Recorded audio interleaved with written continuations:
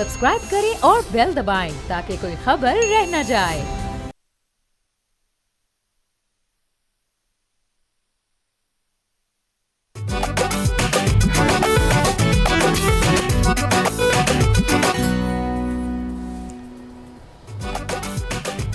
अस्सलाम वालेकुम, बोलो जनाब, मैं बहुत बहुत खुश आमदीद। मैं हूँ असद निज़ामी, मेरे साथ हैं अली आफ्ताब। सर क्या हाल है? सर भरपूर जज्बे के साथ आए हैं। आपको इंटरनेशनल वुमेंस डे बहुत मुबारक। सर आपको भी मुबारक हो, तमाम लोगों को मुबारक हो। और आज मनाया भी जा रहा है कराची और इस्लामाबाद में, मेरे ख्याल में वुमेंस मार्च, औरत मार्च होती है, वो भी की गई। लाहौर में आई थिंक कुछ दिन पहले हो गई थी, औरत मार्च पहले ही कर दी गई थी, 12 फरवरी को कर दी गई थी। देखें, पाकिस्तान जो है ना वो वाहिद मुल्क है जो कि साल में 2 वुमेंस डे मनाता है।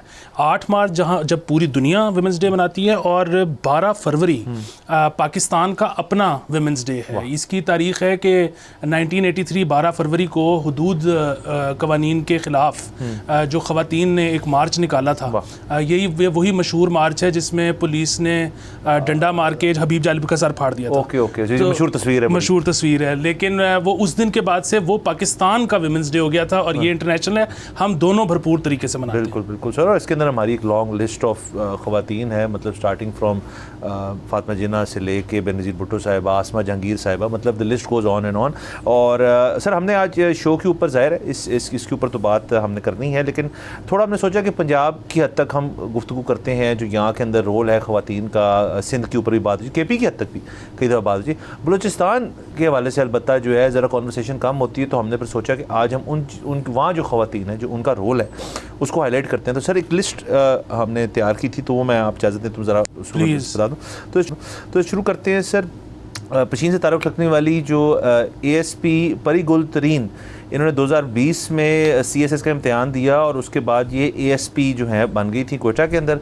और ख़वातीन और नाबालगों के लिए उन्होंने एक फैसिलिटेशन सेंटर की सरबराह हैं इस वक्त। ये होगी सर। उसके बाद से जस्टिस तायरा सफ्दर जो है बलूचिस्तान हाई कोर्ट की पहली खातून चीफ जस्टिस हैं। और सर उसके अलावा अगर आप दूसरी उसमें जाएँ तो सर ब्यूरोक्रेसी के अंदर तो बतूल असदी कोयटा से ताल्लुक़ रखती हैं, और ये असिस्टेंट कमिश्नर थी बलोच ख़वातीन मसल्ह अफवाज की भी। मर्दों शाना पेशाना खड़े होकर सर इन्होंने सारा सब काम किया। उसके अलावा सर सायरा बतूल बलूचिस्तान से रखने वाली खातून है, वो पाक फ़ज़ाइया की पहली खातून फाइटर पायलट थी। वाह सर। उसके साथ साथ ज़किया जमाली पहली खातून कमीशन नेवल अफसर। और सर उसके अलावा सर शाजिया सरवर जो हैं सर वो DPO रह चुकी हैं सर। और इनका तो ये है कि सर जो मच वाला इंसिडेंट था उनके अंदर भी इनको डायरेक्ट टारगेट किया गया। तो ये तो एक छोटी सी लिस्ट है जिसका हमने जिक्र किया है। उसके अलावा आप देखें कि हमने इस शो पे आज से कुछ देर पहले हमने पूरा एक जो रिपोर्ट आई थी जिसके अंदर था कि दहशतगर्दी के अंदर कैसे ख़वातीन को लूर किया जाता है। तो ये जो शाजिया साहिबा है, इनका एक बयान भी रह चुका है, और इनको क्योंकि टारगेट भी किया जाएगा तो इनका बयान मौजूद है जिसमें उन्होंने कहा था कि ख़वातीन जो है वो दहशतगर्दी में मुलफ़िज़ नहीं होती। वही जो सारी हमने बात की थी, वही जो है एक बायस बनता है जिनके अंदर उनको लोअर किया जाता है, फिर उनको ब्लैकमेल किया जाता है, उनको इस्तेमाल किया जाता है। तो सर ये वो ख़वातीन है जो बलूचिस्तान के अंदर बहुत काम कर रही हैं, बड़े बड़े ओहदों पर नाफिज़ हैं, purely because of merit, because of their achievements. और हम इनको ना सिर्फ सलूट करते हैं बल्कि इनकी जो सर्विसेज हैं खराज तहसीन पेश करते हैं, और वुमेंस डे पे इनको हाईलाइट करना बहुत ज़रूरी है। बिल्कुल सर। देखें, बलूचिस्तान पाकिस्तान का सबसे बड़ा सूबा है, यानी कि पाकिस्तान के माथे का सबसे बड़ा जो झूमर है वो बलूचिस्तान है। और अब जब हम देख रहे हैं कि बलूचिस्तान की ख़वातीन जो हैं वो अपने पाँव पे खड़ी हो रही हैं, वो इस मुल्क में इतना ज़्यादा कंट्रीब्यूट कर रही हैं, तो उसकी जो हमें खुशी मिलती है वो पहले हम इस खुशी से वाकिफ़ ही नहीं थे। तो बहुत अच्छा लगता है कि अब वो शाना बशाना मर्दों के खड़े होकर, बल्कि मर्दों से ज़्यादा उनके देखें, ख़वातीन के लिए जो पाथ है ना वो मर्दों से ज़्यादा मुश्किल है। इस बात को मानने में किसी को आर नहीं होनी चाहिए। और उन सारे चैलेंजेस को ओवरकम करना, सबसे पहले तो करियर में आना और उसके बाद फिर एक्सेल करना उसके अंदर, ये बहुत ही बड़ी बात है। इसकी जितनी तारीफ़ की जाए कम है। अगेन जिस तरह आपने शुरू में कहा कि ये जो आपने नाम पढ़े हैं ये बहुत छोटी सी लिस्ट है, इससे बहुत ज़्यादा है ख़वातीन बलूचिस्तान से जो कि बहुत बड़े काम कर रही हैं। सो अगेन ये जो है मशले राह भी बन रही हैं आने वाली जनरेशन के लिए। और अगेन ये जब बलूचिस्तान की ख़वातीन है जो इस तरह मशले राह बनेंगी, इनको देख के जो नई जनरेशन है ख़वातीन की, वो सिर्फ बलूचिस्तान में इंस्पायर नहीं होगी, वो बल्कि यहाँ भी होगी। और यहाँ की हमारी बच्चियाँ पंजाब की, सिंध की, KP की, वो भी इन जैसा बनना चाहेंगी। और आपको पता है कि अब जो इकॉनमी जिस तरफ जा रही है पाकिस्तान की, अब ज़रूरी है कि जो घर के तमाम अफराद हैं वो सब एक रोल प्ले करें घर को चलाने में, और पुराने जो तरीक़ेकार थे वो अब नहीं चल सकते। अब हमें जो नए तकाज़े हैं दुनिया के, मॉडर्न वर्ल्ड के, उनके साथ चलना पड़ेगा, जिस तरह से पूरी दुनिया ने बहुत पहले अडॉप्ट कर लिया था। हम जब बात करते हैं बांग्लादेश की तरक्की की, उनकी जो इकॉनमी ने एक बहुत तेज़ी से जो टर्न लिया, उसकी सबसे बड़ी वजह ही यही थी कि वहाँ की जो ख़वातीन थी उन्होंने कमाना शुरू कर दिया, वुमेन वर्कफोर्स के अंदर इंट्रोड्यूस हुई, और बल्कि वहाँ तो अब आप देखें बहुत ज़्यादा तादाद है। मतलब आप कह सकते हैं कि एक हद तक पैरिटी पे बात जा रही है कि वहाँ पे इस तरह होता है। तो सर इंशाल्लाह यहाँ पे भी ये चीज़ जो है मतलब अगेन जैसे आपने कहा कि ये लोगों के लिए एग्जांपल के तौर पे बन सकती हैं। आज के दिन मियां शहबाज शरीफ साहब और ज़ाहिद साहब ने भी ये कहा कि ख़वातीन जो है हमारे मुल्क का मुस्तकबिल हैं, नॉट सिर्फ कि ये मतलब अपनी और कैपेसिटी बल्कि मुल्क की हद तक पूरा मुस्तकबिल, इनके बगैर ये जो चीज़ अचीव करना चाह रही है ये हुकूमत जो है, और कोई भी हुकूमत जो है, वो इम्पॉसिबल है। तो इस सारी चीज़ को हमें सर इसको देखना पड़ेगा एक डिफरेंट लेंस से अब, कि अब जो मामला थे ना कि ये रहने दें इस कॉन्वर्सेशन को, नहीं अब ये नहीं कि कॉन्वर्सेशन रहने दें, अब उस चीज़ की चॉइस ही नहीं है हमारे पास। आपने वन वे और दी अदर ख़वातीन जो हैं उनकी इंक्लूसिविटी जो है उसको बढ़ाना है, ना सिर्फ क्योंकि ये ठीक चीज़ है, ये सही चीज़ है, बल्कि ज़रूरत वक्त है।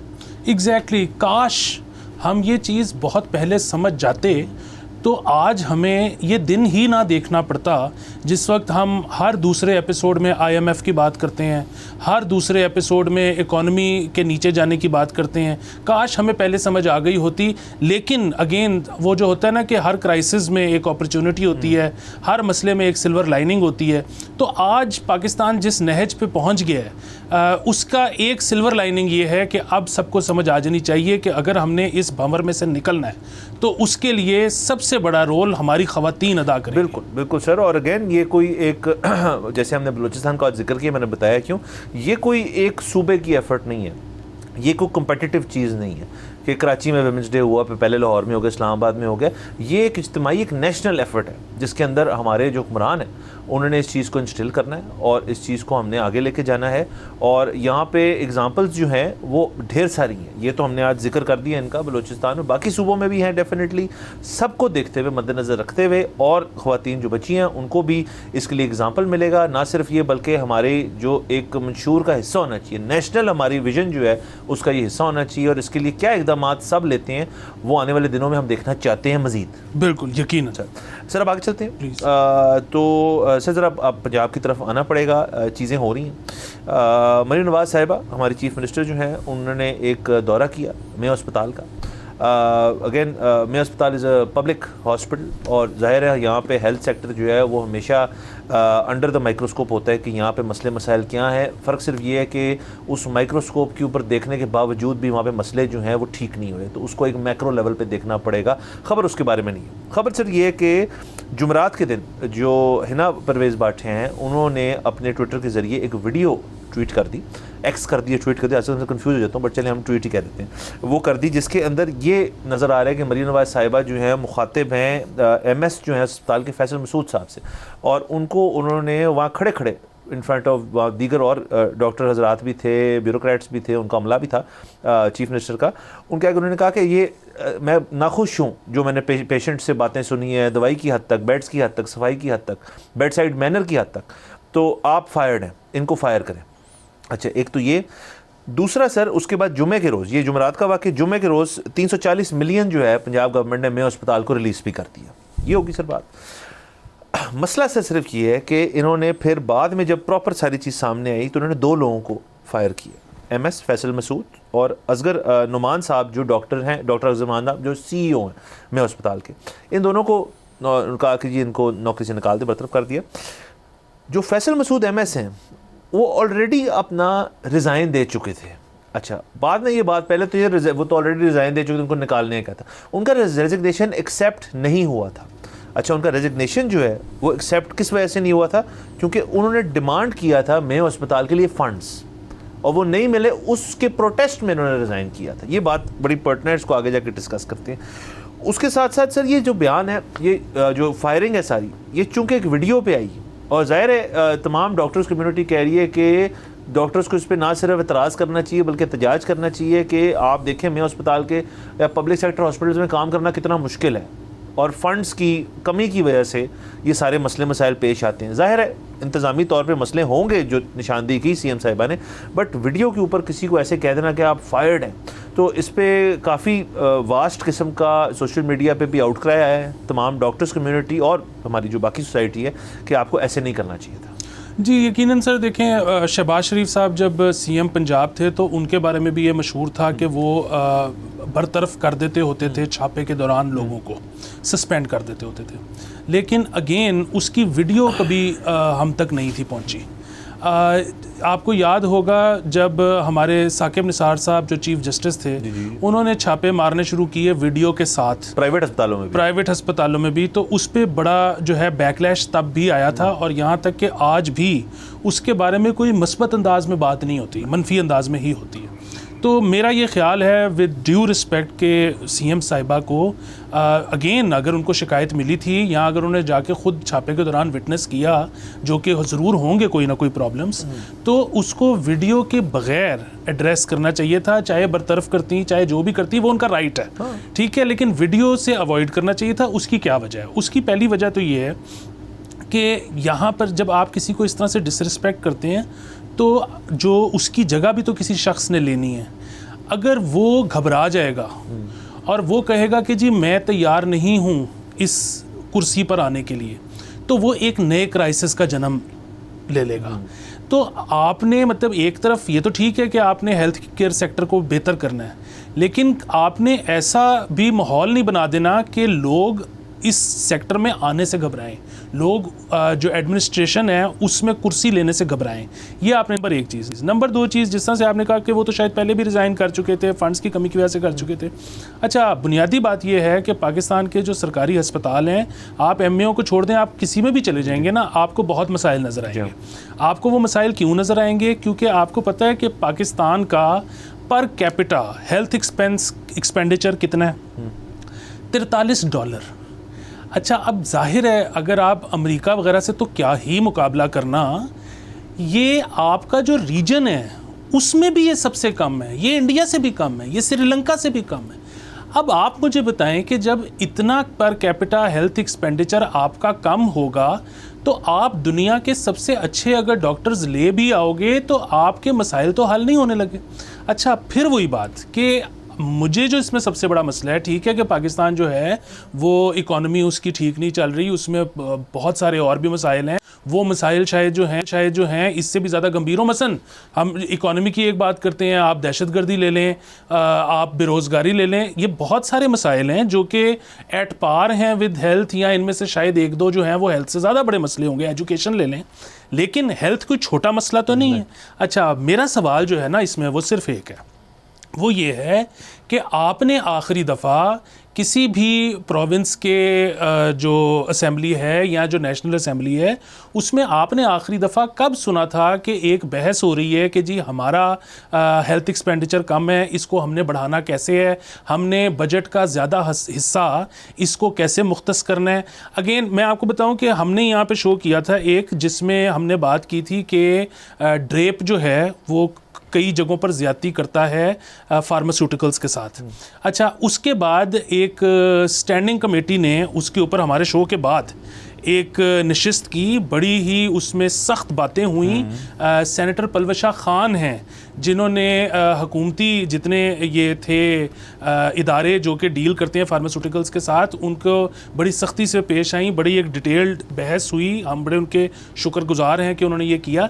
लेकिन जनरली हेल्थ के ऊपर, हेल्थ एक्सपेंस के ऊपर मुझे तो नहीं पता कि कब हुई थी। और ये जो हमारी असेंबलियाँ हैं इनके पास इतना वक्त तो है कि ये बैठ के जिम खाना के ऊपर नशिस्तें करते हैं एक से ज़्यादा, लेकिन हेल्थ के ऊपर बात नहीं करते। तो ये जब तक नहीं होगा ना, आप ये इमेजिन नहीं कर सकते, आप ये उम्मीद ही नहीं कर सकते कि आपके सरकारी अस्पतालों का सिस्टम बेहतर हो सकता है। और ये तो आप मेयो की बात कर रहे हैं, आप कल किसी और में जाकर देख लें, आपको वहाँ पे भी 400 मसाइल नज़र आएंगे, और वो इसी वजह से नज़र आएंगे क्योंकि बजट बहुत थोड़ा है। और जब तक आखिरी में बात करूँगा, बजट थोड़ा है, हमारे हालात नहीं है, so on and so fourth, I get it, लेकिन इसके ऊपर बात तो शुरू करें। मुझे अखबार में खबर तो नज़र आए कि कल जी सेनेट कमेटी का इजलास हुआ है, परसों जी पंजाब कमेटी ने पंजाब असेंबली ने इसको टेकअप किया है। हमने तो इस तरह की बात ही कोई नहीं सुनी। आपसे मुझे पता लगता है कि जी इस साल record number of bill pass हो गए हैं, और भाई उसमें हेल्थ का क्या हुआ है मुझे नहीं पता। सर एक तो इसके ऊपर बात नहीं होती, उसके बाद बात क्यों नहीं होती, वो उसकी बेसिक वजह ये है कि अनफॉर्चुनेटली जो सियासतदान है जो कंप्राइज करते हैं हमारी असेंबली के अंदर, उनके जहन में एक बात मुझे लगता है बैठ गई है कि यार एक्सक्यूज़ मी, ये मसला जो है ना बहुत बढ़ गया है, इसको समेटना जो है ना कोई एक दिन की बात नहीं है, एक हुकूमत की बात नहीं है। इसके ऊपर आज काम शुरू करेंगे, हमारी हुकूमत इसके ऊपर लगी रहेगी, डटी रहेगी, करेगी, लेकिन उसके बाद शायद एक अगली हुकूमत आके इस काम को मुका दे और क्रेडिट ले जाए सारा। ये हो चुका है यहाँ पे। एक वजह मुझे, क्योंकि अब देखें ना, अब हम नो मैंस लैंड में ना, हमें टेवे मारने पड़ेंगे कि क्या उनके जहन में चल रही है बात, इसलिए उसके ऊपर बहस भी नहीं होती। इसलिए जब बजट के ऊपर मीटिंग हो रही होती होगी फाइनेंस डिवीजन के अंदर, फाइनेंस मिनिस्ट्री के अंदर सब बैठे होंगे, और जब इस हेड पे आएगा वो कहेंगे यार ठीक है बम्प दे दो 0.2% का, 1% का, जो हमेशा से होता आ रहा है, विच इज़ नॉट इनफ। अच्छा, इसके ऊपर तो मेरे ख्याल में बात ही नहीं होती होगी जी कि कहाँ से कटौती करके इसको हम बढ़ाएं, तो बात नहीं होती। वही वाली मेंटालिटी है शायद। अच्छा सर, दूसरा इसके अंदर मुझे आखिरी बात जो है, उसके बाद टाइम कम है हमारे पास, कि ये मरियम नवाज साहिबा छापा था, मुझे ये बताएं जो ख्वाजा सलमान रफ़ीक और इमरान नज़ीर साहब हैं, ये हैं स्पेशलाइज्ड हेल्थ केयर के और प्राइमरी और सेकेंडरी हेल्थ केयर के मतलब चार्ज इनके पास है पंजाब गवर्नमेंट में, ये छापे ये क्यों नहीं मारते? ये वीडियोस जो हैं ये तो मिनिस्टर्स हैं इसके लिए। मतलब अब देखें, मरियम नवाज साहिबा चीफ मिनिस्टर हैं, इन सब दीगर मिनिस्टर्स और जिनको ओहदा दिया है वो उनकी हेड हैं, तो ये क्यों नहीं जाते वहाँ पे करने के? क्या ये एम्पावर्ड नहीं है? क्या ये सारा कुछ जो है एक शख्स ने करना है? इस तरह हो नहीं सकता। बहरहाल सर, इसको हम देखते रहेंगे, इसके अंदर क्या अपडेट्स आती हैं। हेल्थ सेक्टर के अंदर ये वाक़या तो हो गया। बहरहाल यहाँ पे जाना है हमने एक ब्रेक के ऊपर। Let's take a break.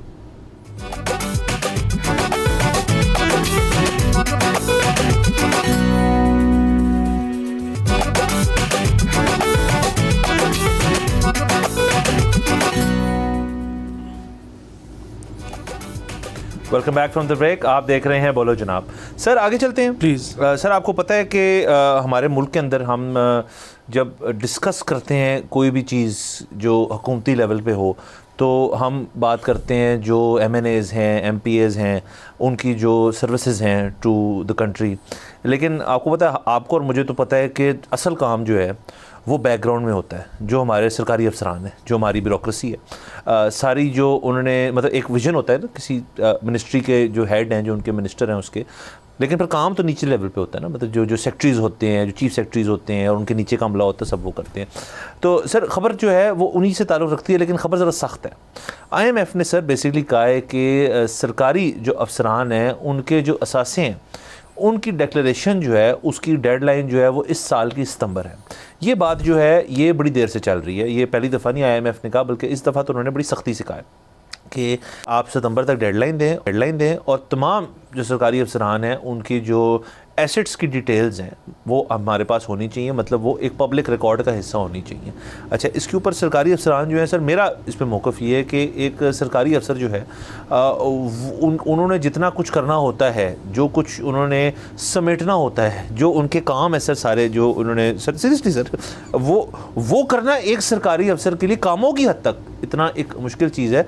तो असासे तो बड़ी दूर की बात है कि मतलब वो अब आप कह रहे हैं कि वो सारे जो उनके एसेट्स हैं मतलब उनको एक स्ट्रीमलाइन करके, जैसे हम लोग करते हैं ये MNAs वो करते हैं, तो उनसे ये रिक्वायरमेंट जो है ये थोड़ी सी अनफेयर लगी सर मुझे।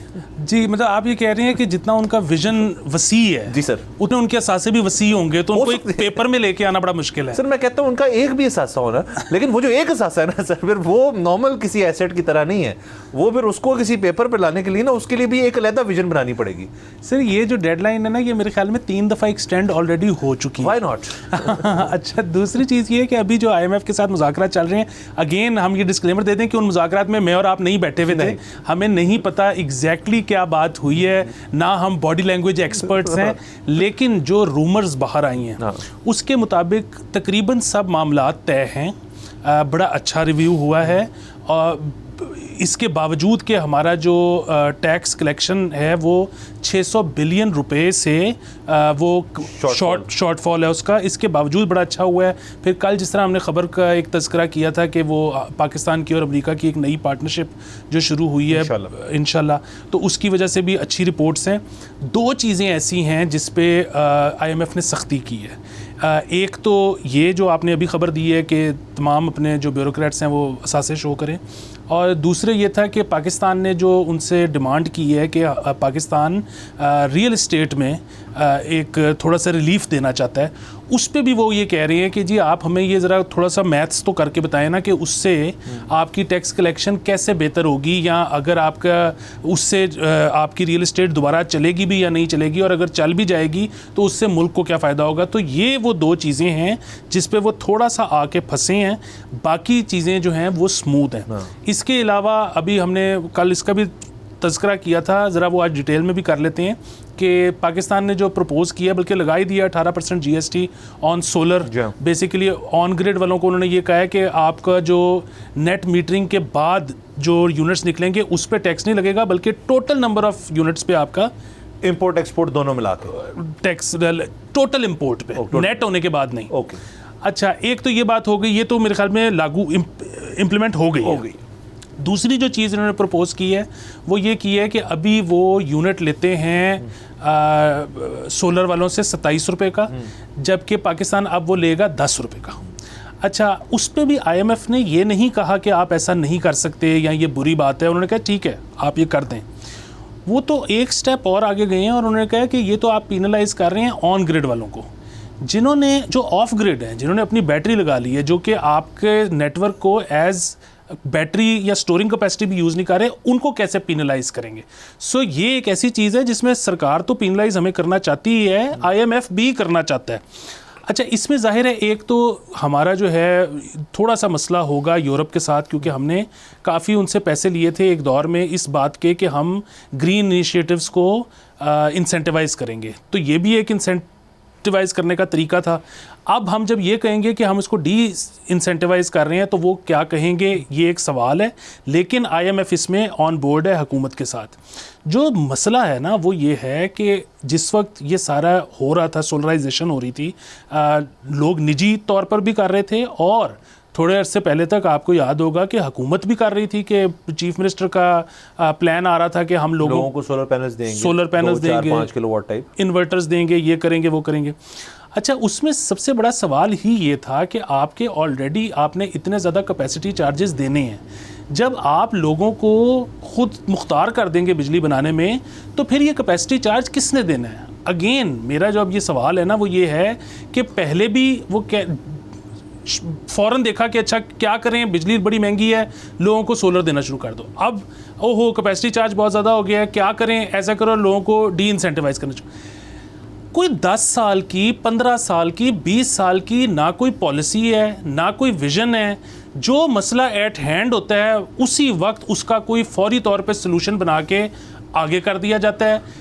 इस तरह से मतलब एनर्जी सेक्टर नहीं चल सकता, और अगर एनर्जी सेक्टर नहीं चल सकता तो फिर इंडस्ट्री नहीं चल सकती, अगर इंडस्ट्री नहीं चल सकती तो फिर इकोनॉमी नहीं चल सकती, इकोनॉमी नहीं चल सकती तो मुल्क नहीं चल सकता। सर आपने बेसिकली सर ये हमारे ना तमाम जो मसाइल हैं ना जो 70-75 साल से चल रहे हैं, 77 साल से चल रहे हैं, उनको बांध दिया इस चीज़ पे कि कंसिस्टेंसी ऑफ पॉलिसी नहीं है, स्टॉप गैप सॉल्यूशंस जो हैं उसके ऊपर है। उसकी वजह क्या है, जो मैं जैसे हेल्थ सेक्टर पे हम बात कर रहे थे तो मेरा एक असेसमेंट थी कि क्यों नहीं करते पार्लियामेंटेरियंस जो है इसके ऊपर एक ताहियात किस्म की पॉलिसी, एक मतलब सॉरी लॉन्ग टर्म पॉलिसी क्यों नहीं बनाते।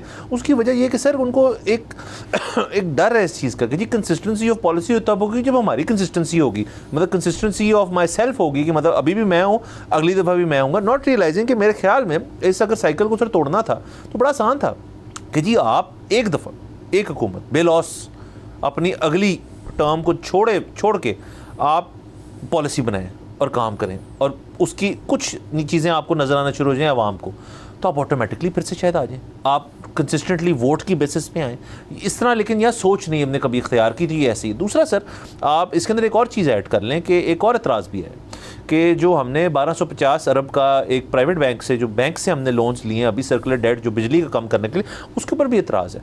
वो ये कहते हैं कि IMF वाले कहते हैं कि बिजली की जो तलब है अगर वो कम होना शुरू हो जाए, मतलब आपको यूज़ ही नहीं करनी, लोग मांग ही नहीं रहे, तो आपने जो इतना लोन उठाया उसको कैसे सर्विस करेंगे आप। तो ये भी एक कंसर्न है। आपको पता है हमने काफ़ी सारे पैसे हमने बैंकों से भी उठाए हुए हैं इस सारे सिस्टम को चलाने के लिए। तो IMF की सर हमें अगेन नहीं पता, हम मीटिंग में नहीं थे, बट हाँ मोरलेस शायद चीज़ अच्छी गई हो, लेकिन बड़ी इस दफ़ा उन्होंने टारगेटेड चीज़ों पे एड्रेस किए, मतलब आप सरकारी अफसरान देख लें, आप सोलर वाली पॉलिसी देख लें, उसके साथ साथ ये जो आपने बैंक से लोन लिया है रियल एस्टेट के ऊपर ले लें आप, तो ये सारा कुछ जो है बेसिकली पॉइंट कर रहे हैं कि IMF जो है वो आपको शायद कह रहा है कि ठीक है हम आपका रिव्यू जो है ओके है, बट ये सारी चीज़ें जो ये बेसिकली टारगेट्स दी हैं उन्होंने। जी देखें, अब ये जो बात है ना आपकी डेट सर्विसिंग वाली, ये जो बेसिकली सर्कुलर डेट का मसला ये है कि IMF की ही डिमांड थी कि आप इसको ख़त्म करें। अच्छा, अब उसका एक तरीकाकार ये निकाला गया कि आप प्राइवेट बैंक से लोन लेंगे 1.3 ट्रिलियन का, और आप ये सारा OGDC, PPL, PSO, मरी, इनको आप क्लियर कर देंगे। अच्छा, बुनियादी मसला फिर वही है कि जो IMF ये पूछ रहा है कि आपकी अगर उसके बाद डिमांड कम हो जाएगी तो फिर आगे आने वाले जो पैसे हैं मज़ीद, मतलब ये तो आप सर्कुलर डेट अभी तक का क्लियर कर रहे हैं ना, इसके बाद जो कैपेसिटी चार्जेस हैं अगेन वो आपने पे करने हैं, आपकी कलेक्शन भी पूरी नहीं होती बिल्स की। और दूसरा ये है कि बिकॉज टैरिफ बहुत ऊंचा है तो लोगों ने बिजली राशन करनी शुरू कर दी है, तो अगर वो बिजली इस्तेमाल भी नहीं करते तो ये सर्कुलर डेट फिर चढ़ जाएगा। तो वो पिछला भी आपने क्लियर करना होगा, मतलब जो आपने कमर्शियल बैंक से लिया है, और नया जो चढ़ा होगा उसका क्या करेंगे।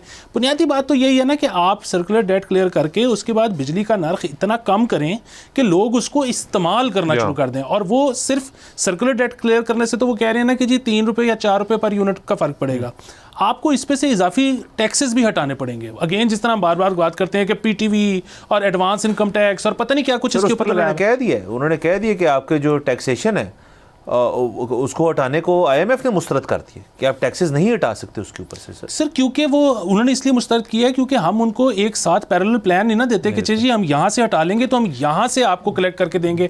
खुद ही तो हम कह रहे हैं कि जो टैक्स कलेक्शन है उसमें 600 बिलियन का शॉर्टफॉल है, तो अगर उनको ये नजर आ रहा है कि आप वहाँ से भी कलेक्ट नहीं कर रहे और यहाँ से भी अगर आप लेना छोड़ दोगे तो फिर कैसे चलेगा। बिल्कुल सर, ऐसे नहीं चलेगा। अगेन IMF वाली सारी बात जो है, जब वो बातें IMF की शुरू हो जाती हैं, जिस हम सीजन में आ गए उसमें तो रोज़ कोई ना कोई बात आती है। बहरहाल इसको फॉलो करते रहेंगे। यहाँ पे जाना है हमने ब्रेक के ऊपर, लेट्स टेक अ ब्रेक।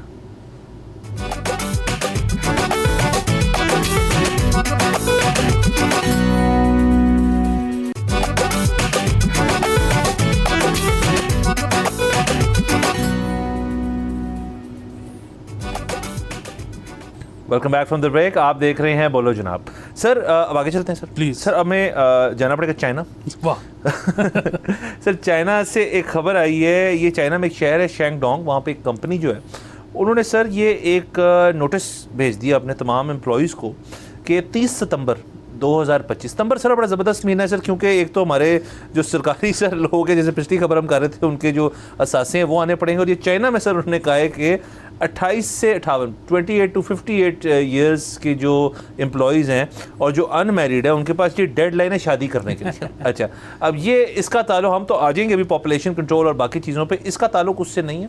वो कह रहे हैं जी कि ट्रेडिशनल वैल्यूज़ जो हैं चाइना की, उनके अंदर मैरिज जो है उसका एक बहुत कॉर्नरस्टोन है, वो चीज़ होनी चाहिए। तो जो अनमैरिड इस वक्त जा रहे हैं उनको कंपनी से हम निकाल देंगे अगर उन्होंने इस तारीख तक 30 सितंबर 2025 तक शादी नहीं की, 28 to 58 उसके साथ उन्होंने कहा कि मार्च तक आपने अपने आप का एक रिव्यू करना है, एक सेल्फ क्रिटिसिज्म लेटर जो है वो भी आपने देना है मार्च के अंदर, और जून तक आपके पास टाइम है। अगर इसकी नॉन कंप्लायंस होगी तो तब भी आपको निकाल, मार्च से जून तक उनके पास टाइम है अपने आप को ये दिखाने के लिए, सेल्फ क्रिटिसिज्म करने के लिए। अच्छा सर, उसके बाद ज़ाहिर आउटरेज, ये तमाम दुनिया के जो लेबर लॉज हैं उनकी खिलाफ वर्जी है कि जी किसी ने शादी नहीं करनी, वो काम तो ठीक कर रहा है, इससे ये क्या बात हुई।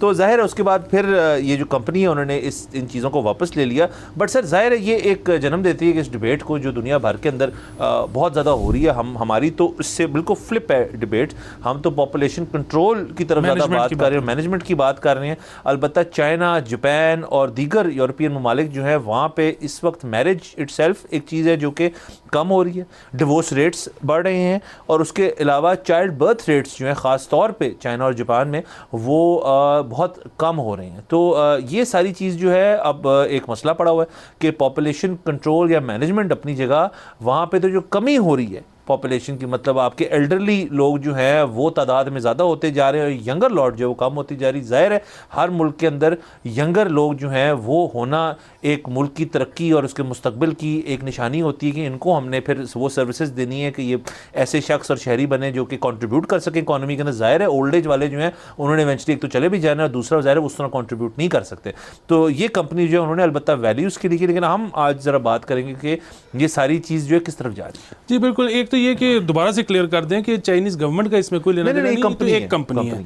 अच्छा, सो वो आपने जो है ना जिस तरह से खुद ही जिक्र किया कि उनसे ये भी डिमांड की गई है कि एक सेल्फ क्रिटिसाइजिंग लेटर लिखें, तो मेरे ख्याल में उसके लिए शादी बहुत ज़रूरी है, क्योंकि एक शख्स को नहीं पता होता उसके अंदर क्या खामियां हैं जब तक वो शादी नहीं कर लेता, क्योंकि जितनी बेहतर तरीके से स्पाउस बता सकते हैं ना कि तुम्हारे में बचपन से ये मसाइल थे। थोड़ा करेक्ट कर लूँ, एक मर्द जो है को नहीं पता होता उसके अंदर क्या खामी, ख़वातीन को तो कोई मसले बात है। हाँ, उनमें तो कोई खामी होती भी नहीं है, मर्दों को पता नहीं होता, वो ज़रूरी है कि उसके लिए जिससे वो शादी। मैं इस बात को मानता हूँ भाई, मैं बिल्कुल उस तरह नहीं कह रहा, यकीनन, तो वो उनको पता ही उसके बाद लगता है, तो वो लेटर लिखा ही अच्छा तब जाएगा जब शादी हो जाएगी। नंबर 1 चीज़।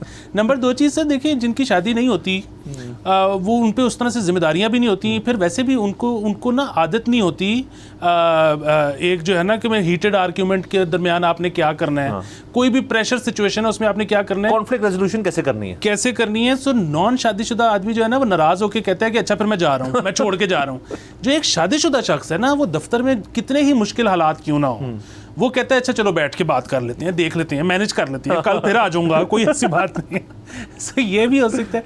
तीसरी चीज़ जाहिर है, अब शायद जिस तरह से आपने जिक्र किया है कि वहाँ पर एक 1 चाइल्ड पॉलिसी थी, उसके बाद देखें आप, लेकिन ये कि हालांकि जब वो थी, जाहिर है पूरी दुनिया में यही होता है, ये एक इंसान की फितरत है कि जब सरकार कुछ कहती है करने को तो आपको लगता है कि ये गलत है और ये मेरे पे कदगन नहीं लगाई जा सकती। तब लोगों ने उसकी जो है, कई लोगों ने एक से ज़्यादा बच्चे भी पैदा किए, उनको छुपाया या बेसिकली उनके पर्क्स नहीं लिए या उनके एक्स्ट्रा टैक्स दिया, जो भी उस दौर में मुख्तलिफ अदवार में कवानीन वहाँ चलते रहे। लेकिन अब आहिस्ता आहिस्ता उनको ये लगा, महसूस उन्होंने यही किया कि ये कोई शायद कोई बच्चे ज़्यादा पैदा करना या शादियां करना ये कोई बहुत मज़े का काम नहीं है। और अब उनके कोई पाबंदी नहीं है, लेकिन वो बदतदरीज कम करते जा रहे हैं बच्चे। सर वो जो छुपाए हुए दूसरे बच्चे थे वो मार्केट में जब उन्होंने कहा होगा कि यार आप तो आए ना, आप तो मतलब बेहतरीन है हमारी उसके लिए। यकीन। दूसरा ये है कि रिसेंटली वो भी तो मेरे ख्याल में हुआ है ना, शायद उसकी वजह, वो भी एक वजह हो कि शायद इंडिया ने सरपास कर लिया है चाइना को पॉपुलेशन में। तो अगेन सर, अब ये जो इकॉनमी है ना, ये एक बड़ी अजीबो गरीब चीज़ है कि जब आपकी पॉपुलेशन ज़्यादा होती है तो आपका ग्रोथ रेट भी एक ख़ास हद से नीचे नहीं आता, क्योंकि जाहिर है वो मतलब कुछ ना कुछ तो चल रहा है ना। मतलब यहाँ तक कि ग्रोथ रेट तो एक वैसे भी इतनी अजीबो गरीब सी चीज़ है कि मैंने आपसे उधार लिया और वही उधार आपको वापस कर दिया तो वो भी ग्रोथ रेट में आएगा। तो ये बहुत सारी चीज़ें हैं। अगेन फिर हमने वो भी देखा एक कि जब जिस दौर में 1 चाइल्ड पॉलिसी थी तो वो जो बच्चे थे वो अब ग्रेजुएट हो रहे हैं, यूनिवर्सिटीज़ में मास्टर्स कर रहे हैं, PhD कर रहे हैं, तो हम देखते हैं कि जैसा प्रिंस लाइफस्टाइल उनका है वैसा हम अरब्स का भी नहीं देखते, क्योंकि जाहिर है वो माँ बाप की इकलौती औलाद है।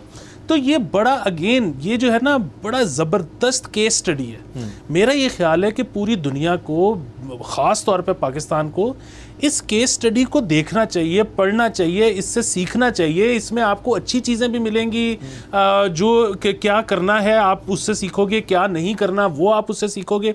देखिए पूरी दुनिया जो है ना, इसके कमाल ये है कि मुख्तलिफ ममालिक होते हैं, उसमें मुख्तलिफ कवानीन होते हैं, उन कवानीन के नतीजे में मुख्तलिफ नताइज निकलते हैं। आपके पास सब 5000 साल की रिकॉर्डेड हिस्ट्री मौजूद है। आप अब कुछ भी चीज़ को जो आपके मुल्क में ख़राब है आप उसको ठीक करना चाहते हो, ये नहीं हो सकता है कि ये खराबी पहली दफ़ा तारीख़ में जन्म लिया है। सब कुछ पहले हो चुका है या कहीं ना कहीं हो रहा है। ये जो पाकिस्तान की अप्रोच है ना कि हम बैठ के हम खुद सोचते हैं, ज़रूरत ही नहीं खुद सोचने की। सर बिल्कुल ज़रूरत नहीं है। सर देखें दुनिया में ना आपको बड़े किस्म के लोग मिलेंगे, कई लोग होते हैं वो ना आते साथ कमरे में दाखिल होते कहते हैं मैं एकेडमिक हूँ, उनकी आपने बात नहीं सुननी।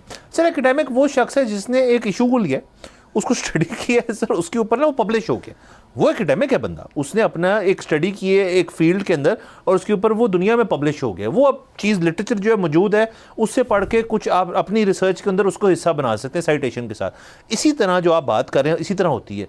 तो ये जो चीज़ है चाइना की जो 1 चाइल्ड पॉलिसी है उसके ऊपर सर बेशुमार दुनिया भर के लोगों ने इसके ऊपर की होगी, वो सब एक्सेसिबल है। हमारा मसला उससे उल्टा है, बट बहुत इंटेग्रल पार्ट हमारे मसले का ये है कि उनको स्टडी करें कि उन्होंने एक्सट्रीम मेजर लेके पॉपुलेशन कंट्रोल करने की कोशिश की। अब कुछ साल बाद उनका मसला जो है वो फ्लिप हो गया।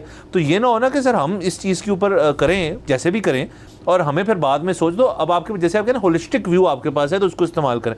बाकी इसके अंदर इलॉन मस्क जैसे लोग भी हैं जो कि कहते हैं कि ये तो चीज़ है ही नहीं, रिसोर्सेज भी बहुत हैं, जितने बच्चे करने करो। खुद उनका 14th बच्चा, 14वां बच्चा जो अभी कुछ देर पहले, कुछ महीने पहले अभी पैदा हुआ है, तो वो खुद इस चीज़ में मानते हैं, मतलब मानते हैं इतना खुद उनके 14 बच्चे।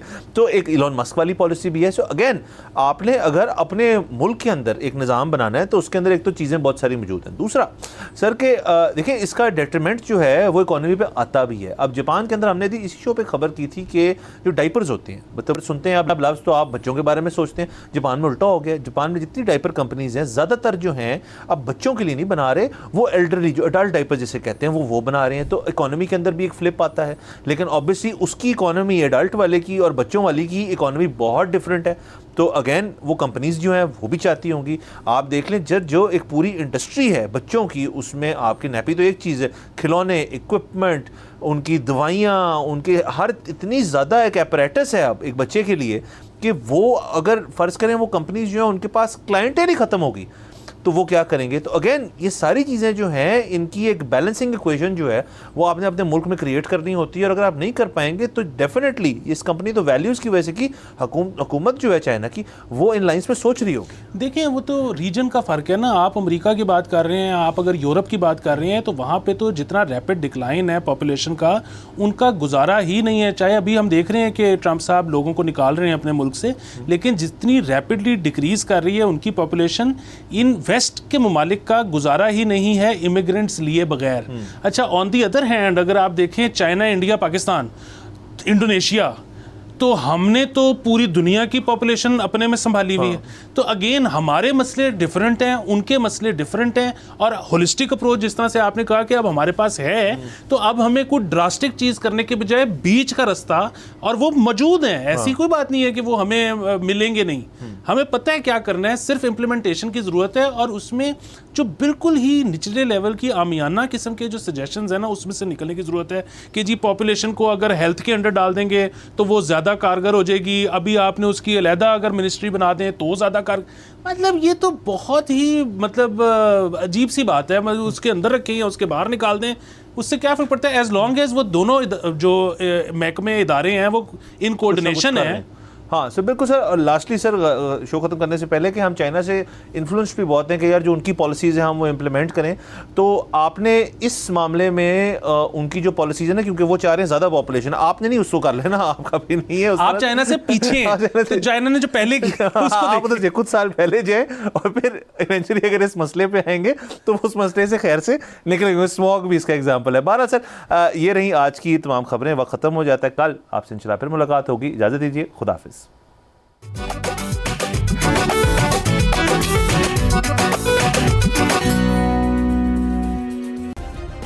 सब्सक्राइब करें और बेल दबाएं ताकि कोई खबर रह न जाए।